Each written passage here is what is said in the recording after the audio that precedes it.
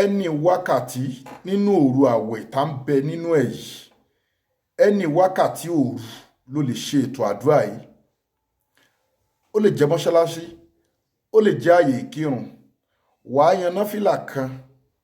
Náfìlà àkọ́kọ́ yẹn Suratul Fatiha, wàá ka kúlẹ̀ Allahu ẹyọ kan. Náfìlà ẹlẹ́kejì Suratul Fatiha, wàá ka kúlẹ̀ Allahu ẹyọ kan. Rákà méjì tó fẹ́ yán nìyẹn, wàá wá sálámù. Tó bá ti wá sálámù, wàá ṣe àwọn mùkọ́dímọ̀. La ilaha illallah, astaghfirullah, salatu ala nabi. Wàá ṣe, wàá wá dà níyàn nǹkan tó bá ń fẹ́. Wàá wá mú tẹ̀sùbá ẹ̀. Wàá wá ṣe Suratul Ikhlas, Qul huwallahu ahad, wàá ṣe 33. Tó bá ti ṣe 33 kan, wàá wá ṣe Ya Samad 100 times. Wàá tún ṣe Suratul Ikhlas, Qul huwallahu, another 33 mi. Wàá tún ṣe Ya Samad 100. Wàá tún ṣe Qul huwallahu 33 mi. Ó jẹ́ 33 lọ́nà mẹ́ta. Tó bá ṣe 33 kọ̀ọ̀kan, wàá máa ṣe Ya Samad 100. So tó bá ti ṣe 33 ẹlẹ́kẹta Qul huwallahu, wàá tún ṣe Ya Samad. Ya Samad yẹn o ti fi sáàrin Qul huwallahu 33 Ya Samad máa jẹ́ 300.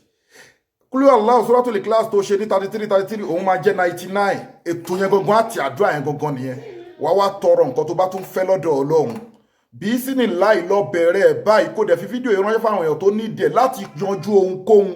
Òun wọ́ ọmọ ni, òun wówó ni, òun wá kí ìgbésí ayé ẹ̀dá ni, òun wá físà ni, gbogbo nǹkan ló lè fi yanjú nínú ìgbésí ayé. Ṣíà ẹ̀ fáwọn èèyàn kí wọ́n jẹ àǹfààní ẹ̀. Kó dẹ̀ gbé make sure pé òun ṣe sàárà ètò àdúrà yìí. Tó bá ti bẹ̀rẹ̀ o lè búkọ̀ ẹ̀ ara ẹ̀ fọ́jọ́ méje nínú àwẹ̀ yìí, o lè búkọ̀ ẹ̀ fọ́jọ́ mẹ́sàn-án, ó dẹ̀ lè búkọ̀ ẹ̀ kó fi parí àwẹ̀ yìí.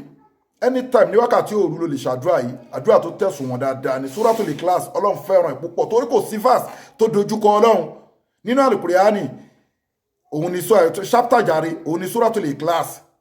Verse tó dojúkọ Ọlọ́run ní Ayatul Kursiyu. Chapter tó dojúkọ Ọlọ́run tí ó yà síbòmí, òun ni Suratul Ikhlas. Ọlọ́run fẹ́ràn ẹ̀ púpọ̀ jù. Wàá wá ṣe pẹ̀lú sọ̀mọ́dù gbogbo bíkíbi tó rí ẹ bá wà. Ọlọ́run á ṣí wọn létí pé kí wọ́n ṣàánú ẹ̀, kí wọ́n ṣe dáadáa fún ẹ. Orí àwa bá ẹ bí sínú láì tààlà. Síwájú kó tó ṣàdúrà yìí àbí tó bá ṣàdúrà yìí tán nǹkan tó bá lágbára, fi sákàǹtì àwọn ọmọ aláìní. Account number ní fáwọn ọmọ aláìní 0123214254. Account number fáwọn aláìní 0123214254.